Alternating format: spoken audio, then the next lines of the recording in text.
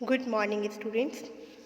Today we will discuss about atomic structure part 12. It is last part of this chapter.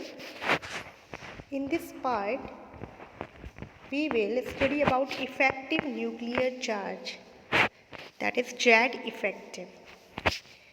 This term is related with shielding or screening effect. ये जो हम effective nuclear charge जिसे हम हिंदी में बोलते हैं प्रभावी नाभिकीय आवेश, इसको जानने के लिए हमें पहले किसको समझना होगा? शील्डिंग या स्क्रीनिंग इफेक्ट, परिरक्षण प्रभाव या आवरण प्रभाव को हमें जानना होगा.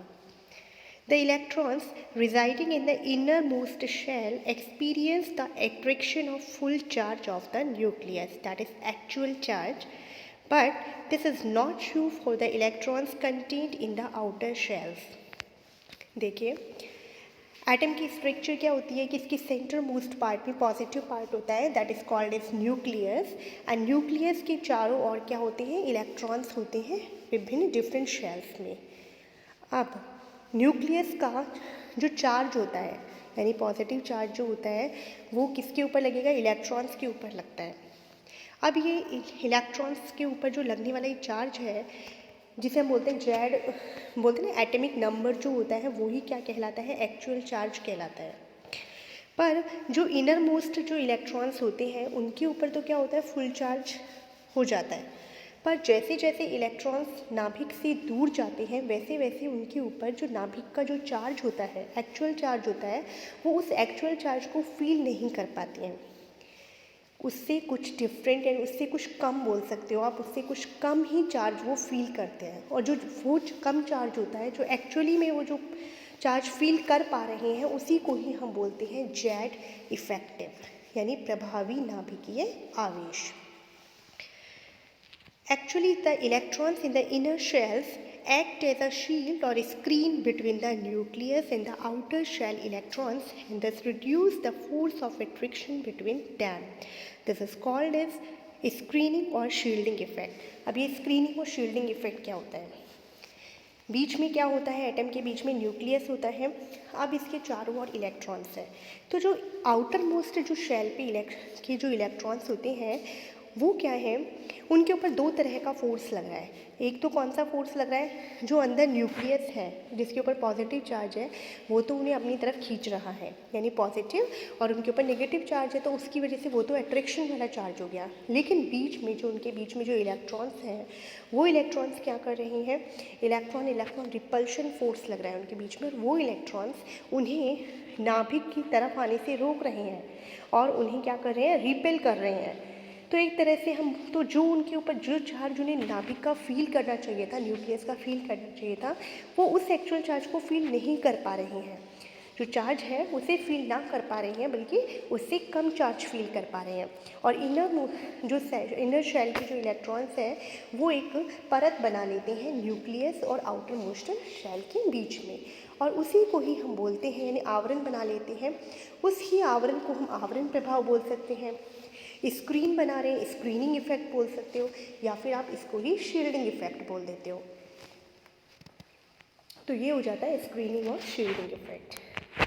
The effect of inner electrons causes a decrease in the actual charge of nucleus acting on the outer electrons by a quantity sigma, that is known as screening or shielding effect. अब outer most shell के जो electrons होते हैं, inner electrons के द्वारा परिरक्षण प्रभाव या shielding effect उनके ऊपर लगाया जा रहा है, और उसे हमने डिनोट कर दिया है सिग्मा से. जो ये सिग्मा है वो क्या है? स्क्रीनिंग इफेक्ट या फिर आप शील्डिंग इफेक्ट बोल सकते हो. और इसकी वजह से उनके ऊपर जो न्यूक्लियर चार्ज है जो होता तो कितना है? जेड यानी atomic number proton plus neutron की जो संख्या होती है उसी को ही हम क्या बोल रहे हैं? एटॉमिक नंबर, यानी कि जेड बोल रहे हैं. पर ये उतना ना फील कर पाने की वजह से कुछ कम कर पा रहे हैं, परिरक्षण प्रभाव होने की वजह से, तो वो फील कर पा रहे हैं. एक्चुअली में कितना फील कर पा रहे हैं? जो इफेक्टिव चार्ज जो वो फील कर पा रहे हैं उसी को ही हम इफेक्टिव न्यूक्लियर चार्ज कह रहे हैं. और उसकी वैल्यू आप कैसे निकालेंगे? उसे हम जेड स्टार से या फिर जेड इफेक्टिव से डिनोट करते हैं, इफेक्टिव न्यूक्लियर चार्ज को, और उसकी वैल्यू हो जाती है जेड माइनस सिग्मा. यानी कि जो एटॉमिक नंबर है जेड है उसमें से न्यूक्लियर चार्ज जो है उसमें से आपको किसको लेस करना है, उसमें से आपको सिग्मा को लेस करना है। सिग्मा क्या हो जाता है, आपका परिरक्षण प्रभाव कहलाता है। जेड हमारा एटॉमिक नंबर होता है, प्रोटॉन नंबर होता है, इसी को ही हम क्या बोल रहे हैं, न्यूक्लियर चार्ज बोल रहे हैं। फॉर एग्जाम्पल अगर ऑक्सीजन का आप देख रहे हो तो ऑक्सीजन के अंदर जेड क्या हो जाएगा, जो इसका एटॉमिक नंबर है यानी एटॉमिक नंबर 8 होता है और इतने ही इसमें प्रोटॉन है तो 8 ही क्या कहलाता है इसका जेड यानी कि न्यूक्लियर चार्ज कहलाता है। और जेड इफेक्टिव क्या होगा आपका, Z effective is equal to Z minus sigma. अब जेड इफेक्टिव कैलकुलेट करने के लिए आपको ये ध्यान रखना है, जेड तो आपको पता रहेगा, एटम का जो एटॉमिक नंबर है यानी पीरियोडिक टेबल में जिस नंबर पे वो है that is called as atomic number. Atomic number आपको पता रहता है, पर जेड इफेक्टिव निकालने के लिए आपको सिग्मा पता होना चाहिए। तो हम जो रूल्स पढ़ेंगे स्लीटर्स रूल, जो जेड इफेक्टिव को कैलकुलेट करने के लिए उसमें पहले हमें सिग्मा देखना पड़ेगा, यानी कि हम स्क्रीनिंग इफेक्ट या स्क्रीनिंग कांस्टेंट जो होता है उसकी वैल्यू कैसे डिटरमाइन करेंगे। उसके लिए कुछ रूल्स दिए गए हैं, उन रूल्स की सहायता से पहले आप सिग्मा निकालोगे, फिर इस वैल्यू में उसको पुटअप करके सिग्मा की वैल्यू पुटअप करके आपके पास जेड इफेक्टिव निकल जाएगा। The effective nuclear charge Z effective is defined as the difference between actual charge यानी Z actual and the screening constant produced by the intervening electron. Intervening electrons क्या होते हैं, जो बीच के इलेक्ट्रॉन्स होते हैं, आउटरमोस्ट इलेक्ट्रॉन्स, और जो न्यूक्लियस है उसके बीच में आने वाले जो इलेक्ट्रॉन्स होते हैं उसी को ही हम इंटरवेनिंग इलेक्ट्रॉन्स कहेंगे। The shielding effect caused by inner electrons varies with the type of subshells to which these electrons belong. अब ये shielding effect भी क्या होता है, inner electrons का अलग अलग होता है और किसका ज़्यादा होता है। एस की शेप कैसी होती है, स्फेरिकल होती है, तो वो पूरी तरह से न्यूक्लियर चार्ज को आवृत कर लेता है, बाहरी इलेक्ट्रॉन पे जाने नहीं देता है। तो इसकी वजह से एस के द्वारा स्क्रीनिंग इफेक्ट जो होता है इसका, अगर इनर जो एस इलेक्ट्रॉन्स है उनका स्क्रीनिंग इफेक्ट ज़्यादा होता है, फिर उससे कम पी का होता है, फिर डी का और फिर एफ का होता है। This shows that S electron cause maximum shielding effect followed by P D and F electron. ये इनकी शेप की वजह से होता है, एस स्फेरिकल होता है तो पूरी तरह से उसे आवृत कर लेता है न्यूक्लियर चार्ज को। बी की शेप डम्बल शेप है, एफ डी की शेप जो होती है डबल डम्बल शेप होती है, एफ की कैसी होती है, कॉम्प्लिकेटेड होती है। तो इस वजह से इनकी स्ट्रक्चर की वजह से ही क्या होता है कि उनका स्क्रीनिंग इफेक्ट हम बता सकते हैं। There are certain factors which influence the magnitude of sigma and Z effective. Sigma और जेड इफेक्टिव को निर्धारित करने के लिए, उनको ऊपर प्रभाव डालने के लिए कुछ फैक्टर्स हैं। कौन कौन से, एक तो है नंबर ऑफ इंटरवेनिंग इलेक्ट्रॉन। जितने ज़्यादा नंबर ऑफ इंटरवेनिंग इलेक्ट्रॉन के बीच में इलेक्ट्रॉन जिसके ऊपर आप देख रहे हैं, जिस इलेक्ट्रॉन के लिए आप जेड इफेक्टिव निकालना चाहते हैं, तो अगर उस इलेक्ट्रॉन से पहले और नाभिक के बीच में जितने ज़्यादा इंटरवेनिंग इलेक्ट्रॉन होंगे, जितने ज़्यादा बाधित इलेक्ट्रॉन, जितने उनकी संख्या जितनी ज़्यादा होगी तो उतना ही ज़्यादा क्या होगा, सिग्मा की वैल्यू ज़्यादा होगी। सिग्मा की वैल्यू जितनी ज़्यादा होगी तो जेड इफेक्टिव की वैल्यू उतनी ही कम होगी, क्योंकि जेड माइनस सिग्मा आप करोगे, सिग्मा अगर ज़्यादा है तो जेड इफेक्टिव अपने आप ही क्या हो जाएगा, कम हो जाएगा। सेकेंड है साइज ऑफ एटम।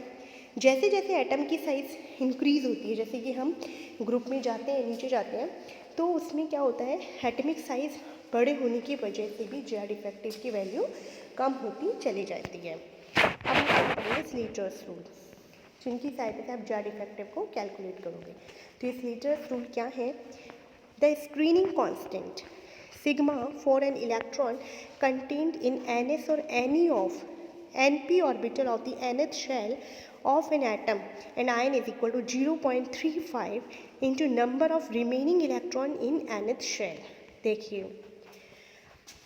अगर आपको किसी भी NS या NP ऑर्बिटल में उपस्थित इलेक्ट्रॉन के लिए अगर जेड इफेक्टिव निकालना है यानी स्क्रीनिंग कांस्टेंट सिग्मा निकालना है, तो इसके लिए क्या होगा कि सपोज जैसे NP के अंदर 3 इलेक्ट्रॉन है, NP 3 इलेक्ट्रॉन है और आपको NP में पाए जाने वाले इलेक्ट्रॉन के लिए ही आपको जेड इफेक्टिव देखना है, तो उसमें से 3 इलेक्ट्रॉन है तो एक इलेक्ट्रॉन भी तो आप कैलकुलेट कर रहे हो सिग्मा की वैल्यू।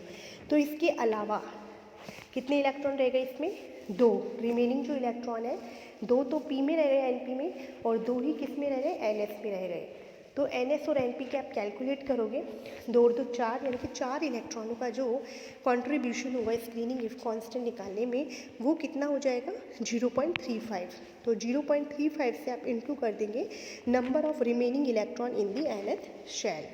इसके बाद n-1 शेल में, n-1 शेल क्या हो गया, जैसे आप क्या देख रहे हो, सपोज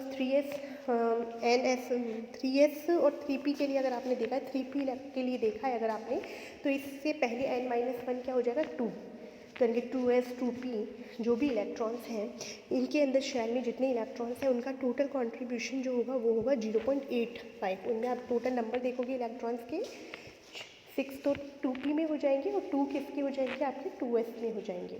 तो टोटल 8 इलेक्ट्रॉन्स को आप इंटू कर देंगे 0.85 से, और फिर इससे नीचे वाले जितने भी हैं n-2 n-3 जितने भी रिमेनिंग इनर मोस्ट इलेक्ट्रॉन्स हैं उनका कॉन्ट्रीब्यूशन हो जाता है 1।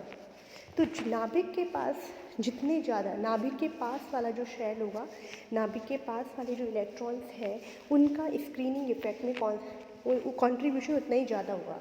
यहाँ पे देखिए आप, सबसे अंदर वाले जो इनर शेल के इलेक्ट्रॉन्स हैं उनका कॉन्ट्रीब्यूशन है 1, उससे ऊपर आप n-1 में गए तो वहाँ आता है 0.85, और जिस आउटर मोस्ट पे आप देख रहे हैं, जिसके ऊपर आप देख रहे हैं उसका कॉन्ट्रीब्यूशन है 0.35। और ये आपको अभी मैं एग्जाम्पल के थ्रू समझाऊंगी तो आपको ये अच्छी तरह से समझ में आएगा। From this formula we conclude that each of the remaining electron in the nth shell contributes 0.35 to the value of sigma. Each of the electron in n-1th shell makes a contribution of 0.85 to the value of sigma, and each of the electrons in the next inner shell makes a contribution of 1 to it. There is no contribution of electrons to the value of sigma which are residing in orbitals having higher value of the principal quantum number than the shell number of the electrons in question. देखिए, अगर आपको कोई भी electronic configuration दे रखा है, यानी कि कोई भी आपको एटम दे दिया और उसके अंदर आपने इलेक्ट्रॉनिक कॉन्फ़िगरेशन बनाओगे, और फिर उसमें अगर आपसे पूछा है, सपोज़ अगर किसी का इलेक्ट्रॉनिक कॉन्फ़िगरेशन, सोडियम का इलेक्ट्रॉनिक कॉन्फ़िगरेशन होता है 3s1 है, यानी 1s2 2s2 2p6 3s1। अब आपसे ये बोल दिया कि सोडियम के केस में आपको 3p में उपस्थित इलेक्ट्रॉन के लिए इफेक्टिव न्यूक्लियर चार्ज की कैलकुलेशन करनी है। तो यहाँ पे 3p के लिए अगर आपको निकालनी है तो यहाँ पे जो ns और np वाली बात हम कर रहे थे, यहाँ पे प्रिंसिपल क्वांटम नंबर n की वैल्यू हो गई 3। तो यहाँ पे कॉन्ट्रीब्यूशन इसके आउटर मोस्ट कौन सा रह गया है, आउटर मोस्ट रह गया है यहाँ पे 3s1, आउटर मोस्ट में 3s ऑर्बिटल है, तो यहाँ पे कॉन्ट्रीब्यूशन जो है वो 3s का बिल्कुल नहीं होगा, क्योंकि आप 2p6 वाले के लिए निकाल रहे हो, 2p के लिए निकाल रहे हो इलेक्ट्रॉन, तो यहाँ पे 2p अगर इलेक्ट्रॉन के लिए निकाल रहे हो तो ns और np तो कौन सा हो गया आपका 2s और 2p, और n-1 वाले इलेक्ट्रॉन हो गए आपके 1s वाले। तो यहाँ पे इससे नीचे वाले जो, यानी कि इससे ऊपर वाले जो इलेक्ट्रॉन है उनका कोई कॉन्ट्रीब्यूशन नहीं होगा जेड इफेक्टिव में,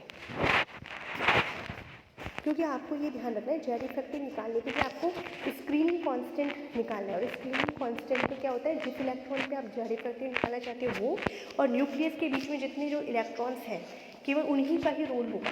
स्क्रीनिंग केवल और केवल जिसके ऊपर आप निकालना चाहते हो जिन इलेक्ट्रॉन्स के ऊपर, उससे नीचे वाले इलेक्ट्रॉन ही होंगे, यानी उसके आउटर मोस्ट साइड में आपको देखने की ज़रूरत ही नहीं है। आवरण जो है न्यूक्लियर चार्ज को ढक कौन रहा है, जो उससे नीचे आने वाले इलेक्ट्रॉन, यानी नाभिक की तरफ वाले जो इलेक्ट्रॉन्स हैं, उसके ऊपर वाले जो इलेक्ट्रॉन्स हैं, ऊपर वाले शेल, हायर शेल वाले जो इलेक्ट्रॉन्स होते हैं उनका स्क्रीनिंग इफेक्ट में, स्क्रीनिंग कांस्टेंट डिटरमाइन करने में कोई भी रोल नहीं होगा। अब यहाँ आप क्वेश्चन के थ्रू समझेंगे इसे। Calculate sigma and Z effective values for 4s electron in copper and manganese, यानी कि दोनों में ही आपको 4s इलेक्ट्रॉन के लिए जेड इफेक्टिव की वैल्यू कैलकुलेट करनी है। तो सबसे पहले हमने देखा कॉपर का एटॉमिक नंबर लिख रखा है यहाँ पे 29, आपको पता भी होना चाहिए।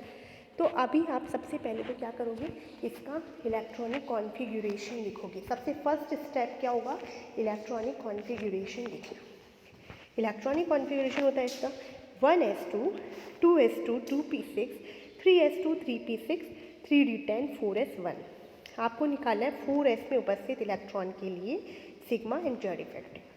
तो यहाँ पे 4s के लिए निकालना है इलेक्ट्रॉन, 4s में यहाँ पे एक ही इलेक्ट्रॉन है, तो यहाँ पे ns हमारा क्या हो गया है, NsNp जो हम बात करते हैं जिसका कॉन्ट्रीब्यूशन 0.35 रहता है, तो उसमें आप देखिए यहाँ पे एक ही इलेक्ट्रॉन है।